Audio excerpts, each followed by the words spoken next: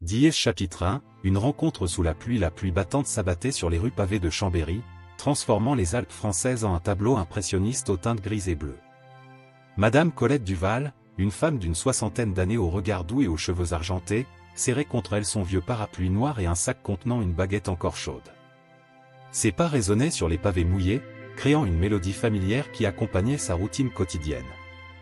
Depuis le départ d'Amadeu, son mari bien-aimé, sa vie s'était transformée en une succession de gestes mesurés et de moments silencieux. Chaque matin, elle arrosait ses géraniums, préparait son café dans la même tasse ébréchée, et nourrissait les mésanges qui venaient picorer sur son rebord de fenêtre. La solitude était devenue sa compagne la plus fidèle, s'enroulant autour d'elle comme une écharpe familière qu'elle n'osait plus retirer. Ce jour-là, cependant, le destin avait décidé de bouleverser sa routine bien établie. Alors qu'elle empruntait le petit sentier boueux qui menait à sa maison, un mouvement furtif attira son attention. Entre les arbustes détrempés, quelque chose tremblait. Colette s'arrêta net, son cœur battant soudainement plus fort dans sa poitrine. Elle plissa les yeux pour mieux distinguer la forme à travers le rideau de pluie. C'était une créature, si maigre que ses côtes saillaient sous sa fourrure trempée. Sa respiration était faible, presque imperceptible. Les yeux de l'animal, d'un vert intense malgré son état de faiblesse, croisèrent ceux de Colette. Dans ce regard, elle reconnut quelque chose qui la bouleversa profondément, une vulnérabilité qui faisait écho à sa propre solitude. Sans réfléchir davantage, guidée par un instinct qu'elle croyait avoir perdu depuis longtemps, Colette déposa son sac de pain et s'approcha doucement. L'animal ne bougea pas, comme s'il avait épuisé ses dernières forces. Avec des gestes précautionneux, elle retira sa cape de pluie et enveloppa délicatement la créature tremblante. La texture de sa fourrure, même mouillée, lui parut étrangement exotique, différente de celle des chats errants qu'elle croisait parfois dans le quartier. Le trajet jusqu'à sa maison lui parut interminable. La pluie redoublait d'intensité, mais Colette ne la sentait plus. Toute son attention était focalisée sur le petit corps chaud qui palpitait contre sa poitrine. Pour la première fois depuis des années, elle ressentait quelque chose de différent, un sentiment d'urgence, un besoin impérieux de protéger et de sauver. Sa maison, une modeste bâtisse aux volets bleus écaillés, apparut enfin au détour du chemin. Les rosiers grimpants qui encadraient la porte d'entrée s'agitaient sous les rafales de vent, comme pour accueillir cette arrivée inattendue. En franchissant le seuil, Colette ne se doutait pas que ce simple geste de compassion allait transformer sa vie d'une manière qu'elle n'aurait jamais pu imaginer. Dièse chapitre 2, les premiers signes dans la chaleur réconfortante de sa petite cuisine, Colette déposa délicatement la créature sur une serviette épaisse. Sous la lumière tamisée de la lampe, elle put enfin observer en détail son protégé. Son pelage, maintenant qu'il commençait à sécher, révélait des motifs fascinants, des rosettes complexes et des taches uniques qui ne ressemblaient en rien à celles d'un chat ordinaire. Ses pattes, malgré leur état de faiblesse, semblaient étonnamment musclées et larges. Les premiers jours furent un défi constant. L'animal refusait presque toute nourriture, acceptant à peine quelques gouttes d'eau tiède que Colette lui administrait patiemment avec une petite cuillère. La nuit, elle l'entendait gémir doucement, des sons qui n'avaient rien de félin, plus proches des ronronnements graves d'une créature sauvage. Ces moments nocturnes la ramenaient des années en arrière, quand elle veillait à Amadeu pendant ses derniers moments, et cette pensée lui serrait le cœur. Progressivement, la créature commença à montrer des signes de rétablissement.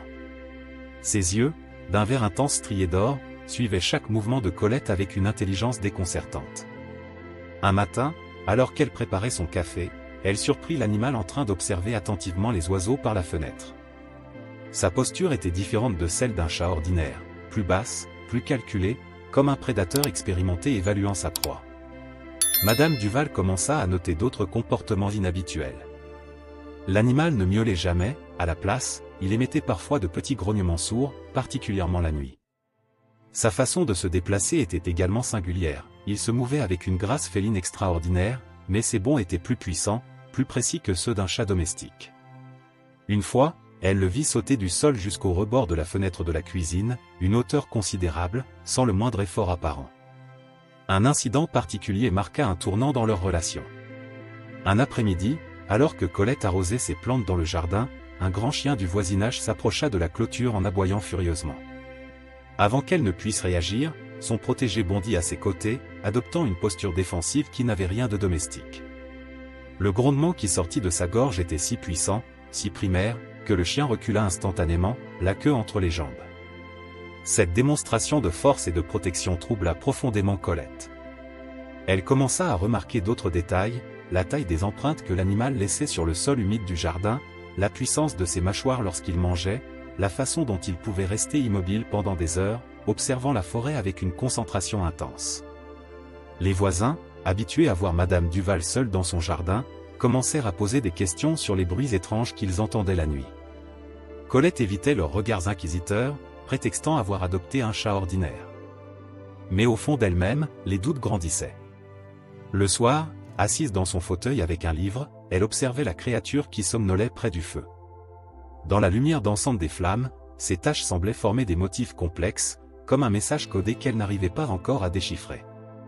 Dièse chapitre 3, les secrets du jardin. Le printemps s'installait doucement à Chambéry, transformant le jardin de Colette en une palette de couleurs vives.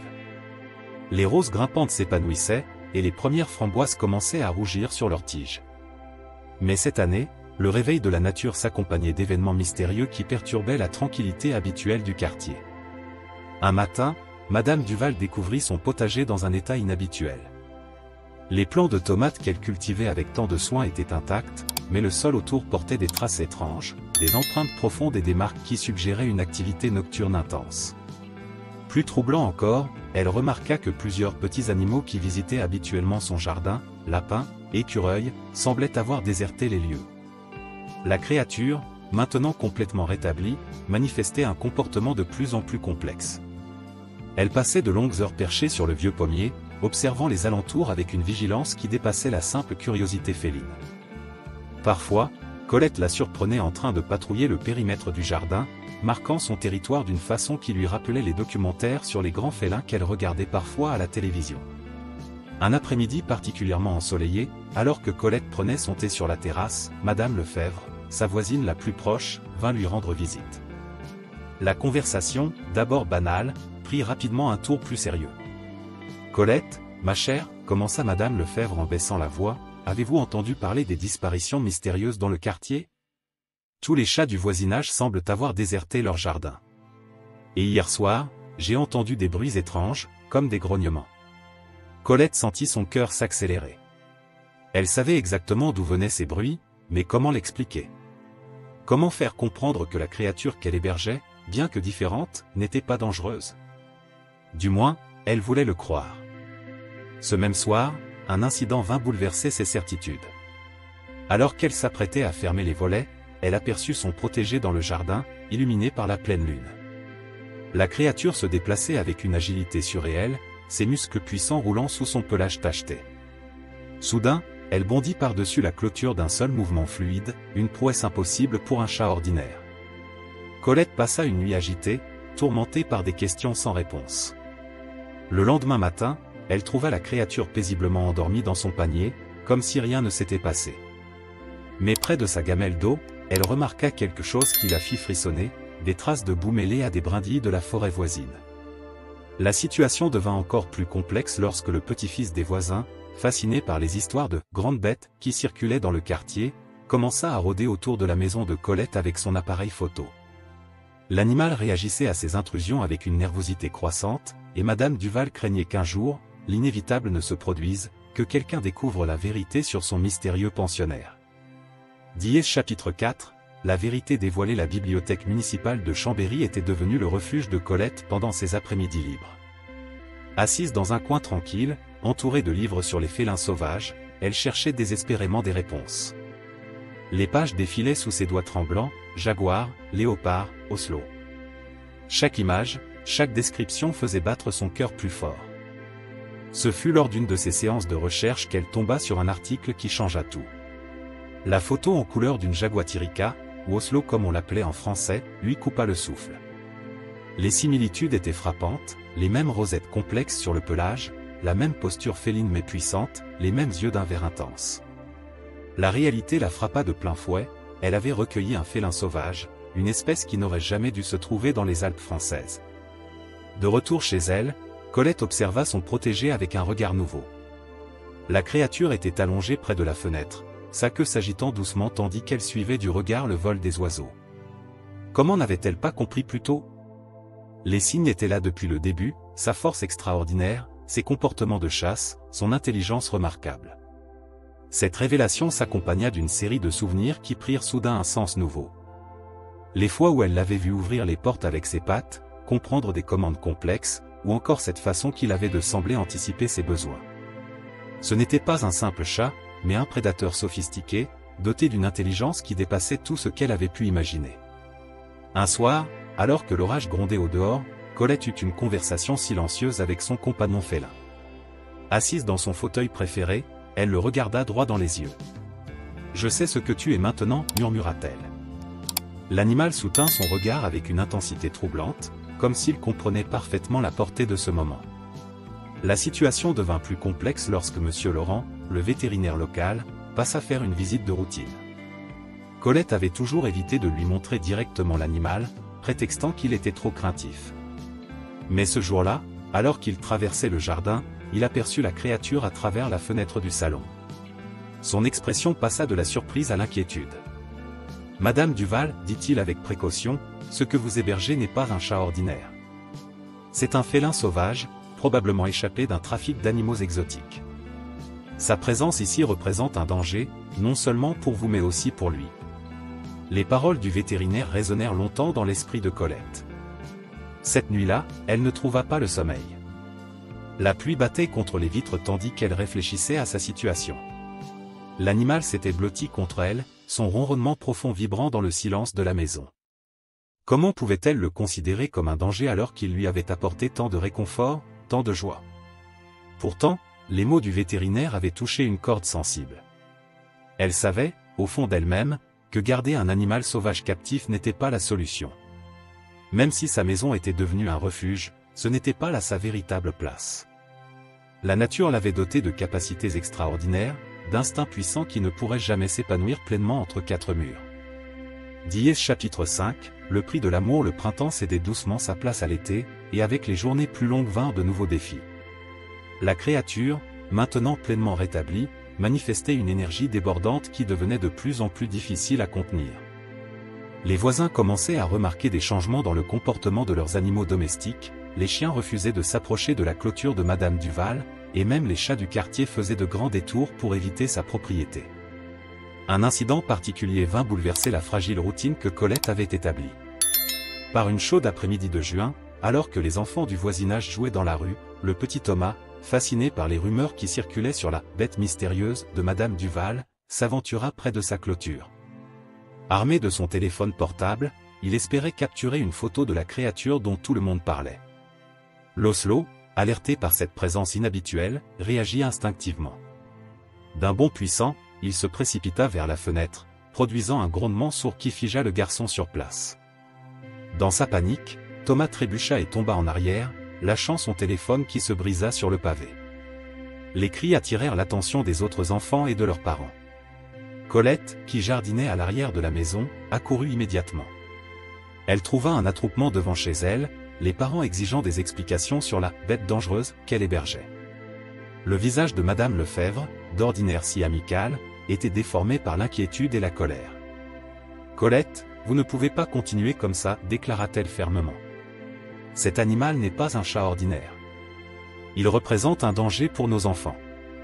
Nous devons prévenir les autorités. » Cette nuit-là, seule dans sa cuisine, Colette fut confrontée à la plus difficile des décisions. L'Oslo, comme s'il sentait son tourment, vint se frotter contre ses jambes, émettant ce ronronnement profond qui lui était devenu si familier. Des larmes silencieuses coulaient sur ses joues tandis qu'elle caressait sa fourrure tachetée. Le lendemain matin, elle contacta M. Laurent, le vétérinaire. Sa voix tremblait légèrement lorsqu'elle lui demanda de l'aide pour trouver une solution. Le vétérinaire, touché par sa détresse, lui parla d'une réserve naturelle dans les Alpes qui accueillait des félins sauvages.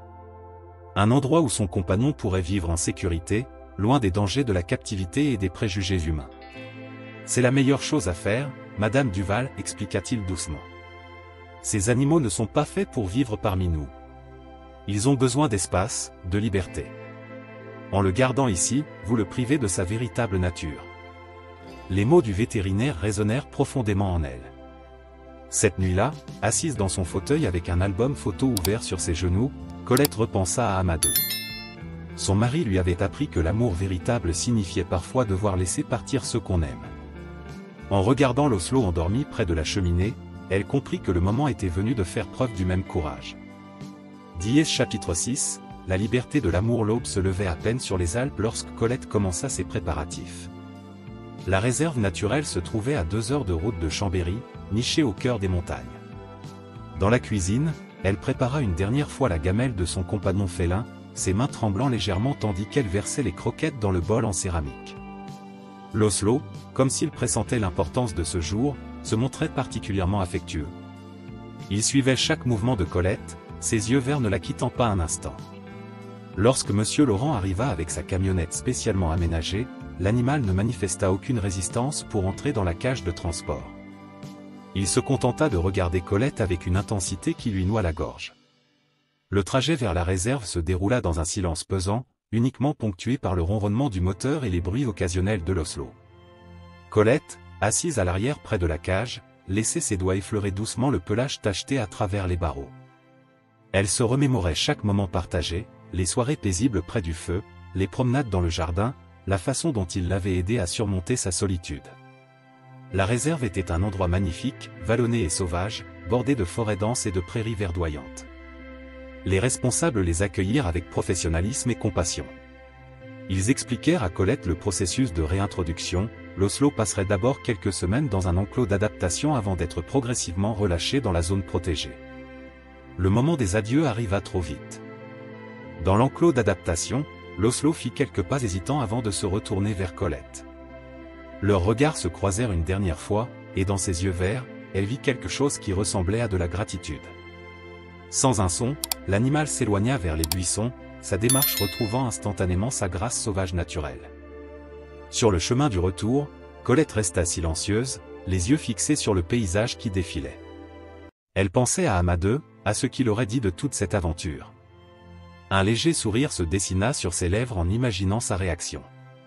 Il aurait probablement ri de bon cœur avant de lui dire qu'elle avait toujours eu le don de transformer les situations les plus improbables en moments de grâce.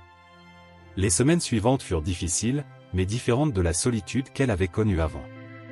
Sa maison semblait plus vide, certes, mais son cœur était rempli de souvenirs précieux et d'une nouvelle force qu'elle ne se connaissait pas. Les voisins, apprenant la vérité sur son compagnon félin et son geste courageux, manifestèrent leur admiration et leur soutien. 3 mois plus tard, Colette reçut un appel de la réserve. L'Oslo s'était parfaitement adapté à son nouvel environnement. Il avait été aperçu chassant dans les zones boisées, manifestant tous les comportements naturels de son espèce. Les responsables l'invitèrent à venir voir par elle-même. Par une belle journée d'automne, Colette se rendit à la réserve. Depuis un point d'observation sécurisé, elle aperçut une forme familière se déplaçant avec grâce entre les arbres. L'Oslo était magnifique, son pelage brillant au soleil, ses mouvements empreints d'une liberté retrouvée. Pendant un bref instant, il s'arrêta et tourna la tête dans sa direction, comme s'il avait senti sa présence. Dans ce regard échangé à distance, Colette comprit que l'amour véritable ne signifiait pas posséder, mais libérer. Son petit compagnon lui avait appris que parfois, les plus beaux cadeaux de la vie viennent sous des formes inattendues, et que le courage de laisser partir pouvait être aussi fort que celui d'accueillir. Sur le chemin du retour vers Chambéry, Colette sourit en pensant à toutes les histoires extraordinaires que la vie pouvait encore lui réserver. Après tout, elle avait appris que les miracles existaient, même sous la pluie d'une journée ordinaire. Fin de l'histoire. Chers auditeurs, l'histoire de Colette et de son compagnon félin extraordinaire nous rappelle que l'amour peut prendre les formes les plus inattendues. Pour découvrir d'autres récits touchants explorant les liens mystérieux entre les humains et le monde sauvage, nous avons préparé une collection spéciale d'histoires qui vous attendent. Trouvez-les en cliquant sur le lien à gauche de votre écran. Si cette histoire vous a ému, n'oubliez pas de vous abonner à notre chaîne et de laisser un « j'aime » à cette vidéo. Chaque jour, nous partageons de nouvelles histoires qui célèbrent la beauté et la complexité de la vie. Rejoignez-nous dans les commentaires pour partager vos propres expériences de rencontres extraordinaires. À très bientôt pour de nouvelles aventures.